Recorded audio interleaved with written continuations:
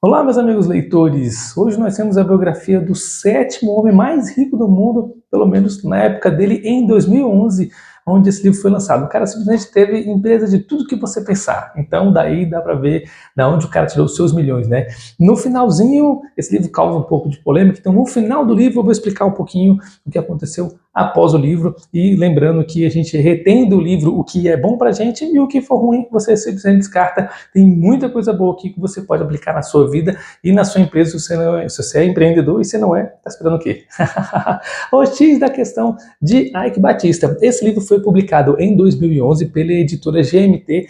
Eu acho que inclusive pode ser até dele, de tanta empresa que ele teve. Não deve ser porque não tem X, né? Porque tudo no homem tem X. Inclusive esse X aqui, o X da questão, é a lei dele de visão 360 graus, né? E esse X ele fala que é o efeito multiplicador, porque tudo que vai na mão dele se multiplica, e se for igual ele escreveu no livro, realmente o cara é fantástico em multiplicar as coisas, né?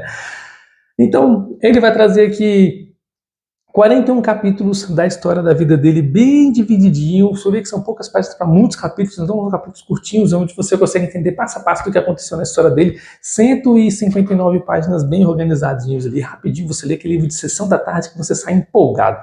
Ele fala que esse livro ele tem a motivação de inspirar você a ser uma pessoa melhor, empreendedora, fazer com que esse livro transforme você para algo melhor. E realmente comigo fez isso. Me deixou muito feliz em saber a história dele, em saber que é possível acontecer algumas coisas na sua vida que você deseja almejar os seus objetivos dentro de alguns pontos, né? Então vamos começar. Ele começa essa história na França, onde o pai dele voltou para o Brasil e ele teve que estudar sozinho lá na Alemanha. Na França, ó. Ele morava na França e ele fazia faculdade na Alemanha, tá bom? E o pai dele simplesmente era o diretor da Vale. Então daí ele fala o livro inteiro que ele começou do zero. Mas a gente sabe que ninguém começa do zero, né? Impressionantemente é muito difícil. O que ele quer dizer é o quê? Lá no RPG, por exemplo, tem a história de que contatos é melhor do que recursos e nada melhor do que esse livro para provar isso. A gente vai ver lá na frente os milagres que ele faz com isso, né? Ele chega no final da carreira dele ali com uns 20 mil funcionários simultâneos nas empresas dele. Então, cara, assim, ele ajudou muita gente no Brasil, isso é inegável, independente do que aconteceu. Bom, para se virar na Alemanha, ele teve que vender seguros e, consequentemente, em Portugal, comercializar diamantes. E nesse comércio, ele descobriu que vender é a melhor ferramenta do mundo. Aí você parando precisando de dinheiro, né? Tem gente vendendo bombom na esquina aí de madrugada e faturando muito mais dinheiro do que CLT. E ele mostra exatamente isso, que ao comercializar, entendendo a necessidade do cliente, ó, ouvindo o que as pessoas estão precisando, ele começou a entender que as pessoas tinham necessidades, e atendendo às necessidades delas, ele conseguiu produzir riqueza. Olha que interessante, né? A definição de trabalho é exatamente essa: você resolver o problema do outro, na necessidade do outro, é justamente você conseguir riqueza. Você recebe de volta aquilo que você precisa dentro do que você atendendo na necessidade do outro. Por exemplo, você sabe consertar privada. O cara tá com a privada quebrada, mas não sabe consertar. Você conserta a privada, ele te paga, tá tudo certo. O cara precisa de um chocolate, depois uma pizza à noite, você vende o chocolate para ele, ele recebe o chocolate, você recebe o dinheiro. Isso é trabalho, isso é empreendedorismo. E é basicamente isso que ele faz aqui. Ele abandonou a faculdade de engenharia na Alemanha justamente para uma proposta no Brasil muito mais interessante. Ele descobriu que lá na Amazônia, né, para você do Amazonas um abraço, ele descobriu que lá tinha grandes jazidas de ouro, ele tinha que investir ali, mas ele não tinha capital. Então ele chegou para o amigo e falou assim: amigo, me empresta meio milhão. Como assim? Você quer quanto? 500 milhões? 500 mil? É muito dinheiro. Então, assim, é muito fácil você chegar e pedir 500 milhões emprestado para abrir um garimpo, né? Se eu for pedir 10%, se 1% disso é capaz de você não ter. Espero que você tenha, hein?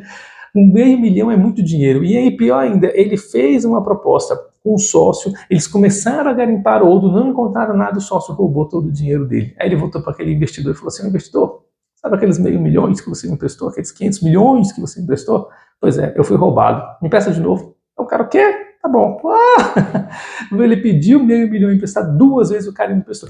Então o network, a amizade, as pessoas que têm recursos para financiar suas ideias, é muito fácil quando você consegue. Mas ainda assim não tira o mérito do que ele fez. Essa visão 360 graus dele realmente transformou as empresas dele. Bom, O garimpo na Amazônia deu certo. Sabe aquela velha história de você cavar um pouquinho a mais? Ele insistiu tanto, que até conseguiu achar o ouro. Ele não desistiu no meio do caminho, ele insistiu até conseguir encontrar, ao passo que ele começou a minerar 1 milhão de ouro por dia. Imagina, para devolver 1 milhão do cara foi facinho, né? Tá aí, ó, os trocadinhos em ouro, então eu vou te pagar com juros.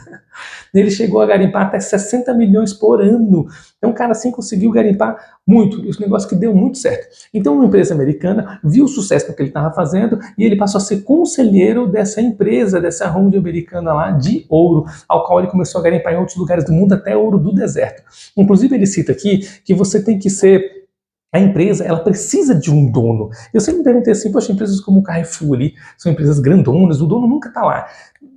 Como assim precisa de um dono? Ele quis dizer que quando um dono tem a visão administrativa da empresa, e nós vamos falar sobre a visão 360 graus dele, a empresa ela se desenvolve. Então essa empresa americana, ela tinha vários diretores, eles tinham medo de investir, de perder o capital ali, do risco, né? Então ele foi lá, investiu do próprio capital e minerou ouro do deserto. E essa empresa faturou 20 bilhões em 20 anos através de 9 jazidas de ouro que ele tinha pelo mundo. Então, cara, assim, um cara sensacional, ele conseguiu fazer grandes negócios com essa visão dele. Então, essa visão, esse livro é bacana que ele traz bastante foto pra gente, ó. É um livro bem ilustrado, bem gostosinho de ler. Essa visão que ele traz aqui, a visão 360 graus, são um investimento em 9 áreas. Então, o que ele quer dizer assim? Dentro da sua vida, dentro da sua empresa, você tem que ter em contato com a parte jurídica, entender se o seu negócio é legal, se vai dar algum problema, onde investir, né? A parte política, qual o deputado, vereador que vai se envolver nesse negócio, o impacto disso, né, na parte política da cidade, a parte financeira, você tem recursos para isso, de onde você vai tirar esse capital, você vai pegar esse recurso emprestado de terceiro, próprio, o meio ambiental, esse vai ter impacto no meio ambiental, você vai ter que fazer um reflorestamento, você vai ter que fazer impacto, inclusive as empresas dele que afetaram o meio ambiente, ele reflorestou e treinava os moradores da cidade para entender como é que a empresa dele funciona, para que eles pudessem também trabalhar junto da empresa dele e mesmo só conheceram. Cara, esse negócio é bem legal de treinar as pessoas da cidade. A parte social, que é cuidar do corpo da empresa, das pessoas que trabalham na empresa, a parte bem interessante. A parte humana, que são as pessoas que ficam fora da empresa, o impacto desse na vida das pessoas, não só no meio ambiente, mas na vida das pessoas. O impacto logístico, como é que essa empresa vai se movimentar e transitar ali da cidade, mares, aéreos, isso é bem legal, cara. A parte mercadológica, essa empresa é viável, aquela cidade é importante, tem essa movimentação de produtos ali naquela cidade. E a parte operacional. Esses 9 pontos que ele está movimentando aí é a visão 360 graus. Toda vez que você for abrir um negócio, você levar em consideração esses 9 pontos, aí você vai descobrir que realmente a empresa pode ser rentável ou não. E ele viu aqui, a gente viu que em todas as empresas que ele abriu, tudo isso funcionou bastante. Após garimpar ouro para o redor do mundo inteiro, o homem fica zilionário, ele simplesmente aceita que errou algumas coisas e acertou outras e desiste depois de 20 anos de ser o coordenador dessa empresa lá, o conselheiro dessa empresa, e ele sai angariando lucro de 1 bilhão. Já pensou, você pede demissão da sua empresa, tá aqui sua rescisão, 1 bilhão.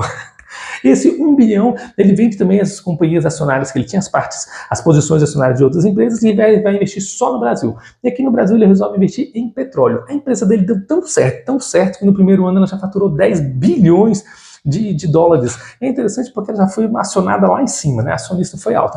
E a ideia que ele teve de 360 graus é justamente colocar o apoio dessa empresa de tudo que ele precisava. Essa empresa precisava de energia. Como é que vai levar energia para lá? Então, vou levar energia termoelétrica, eólica e solar. Então, ele abriu uma empresa termoelétrica, eólica e solar. Ele abriu mais 3 empresas para suprir a necessidade daquela empresa. Então, por exemplo, da parte termoelétrica, ele foi lá na mineradora, foi minerar carvão, abriu empresa de logística para levar o carvão para a empresa petrolífera e todas essas empresas que ele abria, ele simplesmente atendia o mercado também. É como se você fosse vender brigadeiro e você precisa de 2 insumos. Você precisa de leite condensado e de chocolate. Você começa a vender, dá tudo certo e você começa a comprar esses produtos em atacado, só que esse produto é extra suficiente para te suprir. Então você revende para o teu concorrente a um preço mais em conta do que o mercado. Então você começa a ganhar no atacado e no varejo. Foi assim que ele fez. Ele criou empresas para suprir todas as áreas do negócio dele. Ele tinha empresas de logística, empresas de imóveis, empresas de esporte. Ele tinha empresas de tudo quanto é tipo de ramo. Então justamente essas empresas na visão 360 graus que supria. Ele conseguia administrar tudo ali, que fazia tudo ficar milionário, tudo multiplicar. Inclusive, ele deu um cheque de 700 milhões, que o banco falou assim, o quê? Como assim 700 milhões? Não dá nem para escrever isso aqui. Manda um like e vem aqui descontar esse cheque. É até engraçado essa parte que ele conta. E todo lugar que ele mexia, ele fazia conservação da limpeza, do ambiente. Tudo que ele escreve aqui é muito bonito, né? A gente acha muito interessante. Inclusive, as partes de derrota. Ele teve a brilhante ideia de colocar um carro, ele criou um Jeep, uma empresa de carro no Brasil, e voltar um motor de Peugeot. Imagine aí, me diz aí. É óbvio que ia dar errado, né? Botou um motor de Peugeot, deu ruim. Não, brincadeira, o Peugeot é um carro excelente, tá? Compre o Peugeot aí que você vai gostar. Bom, o livro dele é um livro sucinto, um livro gostoso de ler, te dá a vontade de empreender, de começar um novo negócio, de começar um comércio, de pedir demissão do CLT e viver por conta própria. Você que já tem essa visão aí de empreendedorismo, é um livro que te agrega bastante valor. No final aqui do livro, acaba o livro, começa o mundo real. Então a gente viu ali que o Ike Batista é uma pessoa que faliu. Ele faliu justamente porque essa empresa de petróleo dele ficou super valorizada e ele não conseguiu honrar com os pagamentos dos bancos. Então ele arrolou a dívida. Arrolar a dívida é você com cartão de crédito. Sim, teu cartão de crédito está estourado, você recebe teu salário, paga o cartão, e aí você pega o teu cartão e vai botar gasolina, vai comprar comida do mercado, pagar água, luz, energia. Ah, mas está gerando crédito aqui para trocar em milhas. Tudo bem, você arrolou a dívida, porque aquela dívida do cartão que era para esse mês, você pagou, usou de novo, jogou para o mês que vem. Você não quitou aquela dívida, só está protelando. Então, ele fez esse arrolamento de dívida com as dívidas da petrolífera que ele tinha, e às vezes agências classificadoras de risco viu que ele estava com dificuldade de pagamento e classificou o risco mais embaixo. Os investidores que injetavam dinheiro naquela companhia tirou o dinheiro de lá, então ele viu a ação baixar abaixo de penny stock, que é quando a empresa está no valor acionário abaixo de R$1, a incríveis 10 centavos. Nossa, quando eu li isso aqui chega a doer no coração. Infelizmente, ele não conseguiu honrar e as outras empresas dele foram simplesmente caindo, né? A última acho que fechou em 2021, se eu não me engano. E na Lava Jato, ele impressionantemente, né, acabou caindo no crime de corrupção ativa, lavagem de dinheiro e manipulação de mercado. Eita, poxa, nós acabamos de falar sobre o livro Como as Democracias Morrem, vou deixar no card aqui para vocês, é um livro sensacional. E ele fala justamente do emparelhamento político do governo, que o governo pega dinheiro dos empresários para comprar órgãos públicos, policial, judiciário, todos os órgãos para que ele possa ter um controle autoritário do país. Não estou dizendo que foi isso que aconteceu, entenda como você quiser. Mas eu estou dizendo que aqui ele conta como funciona. E aqui a gente vê a outra parte, né? Foi comprovado esse crime de lavagem de dinheiro, corrupção ativa e manipulação de mercado. E para onde foi esse dinheiro, né? Na Petrobras, né? Do Petrolão, né? Da Lava Jato. Esse dinheiro foi justamente para emparelhar. Esse dinheiro que foi emparelhado, a gente viu o outro lado. O governo continua aí, o PT está continuando no governo e o empresário faliu. É justamente assim que acontece. Nós temos aqui um outro livro também de sucesso que fala mais ou menos da mesma história. É um livro, uma biografia que fala de um cara que subiu no mercado de forma ilegítima, ilegal, e ao ser pego ele simplesmente caiu, né? Perdeu tudo. O Vitor Belfort, o Jordan Belfort, o Vitor é um lutador, né? O Jordan Belfort, ele ainda voltou para o mercado ali de forma como um instrutor para mostrar para as pessoas como é que funciona o mercado acionário. Só que o Ike simplesmente está desaparecido, né? Bom, é um livro interessante, como eu falei no início, retém o que é bom. Muita gente torce a orelha para falar do livro dele. É um livro rápido, um livro curtinho, um livro de sessão da tarde. Você lê em 2 horinhas ali, bem tranquilo. As letras são bem espaçadas, ó, tem bastante fotografia, então é um livro tranquilo de ler. É uma biografia que inspira vontade de ser um empresário. É claro que tem as suas conveniências. Ele conseguiu dinheiro emprestado com amigos do pai, ele já tinha todo um network ali de pessoas para poder pedir dinheiro emprestado. Onde você vai pedir 500 milhões para poder abrir uma jazida ali, sei lá, um garimpo de ouro? É meio complicado, né? Você vai pedir R$5 para tia, já tá achando ruim. Então, ele tinha suas conveniências. Ainda assim, são muitos importantes de valores que pode agregar na sua vida de empresário, na sua vida de seletista, na sua vida, para você poder angariar novos passos, novos rumos. Essa ideia dele de aprender a vender, de começar no mercado, negociando valores, é uma parte muito importante. Também tem a parte acionária, né? Quando ele começou a fazer ações. Fica uma recomendação de leitura para vocês. E te aguardo até a próxima biografia. Já estou lá.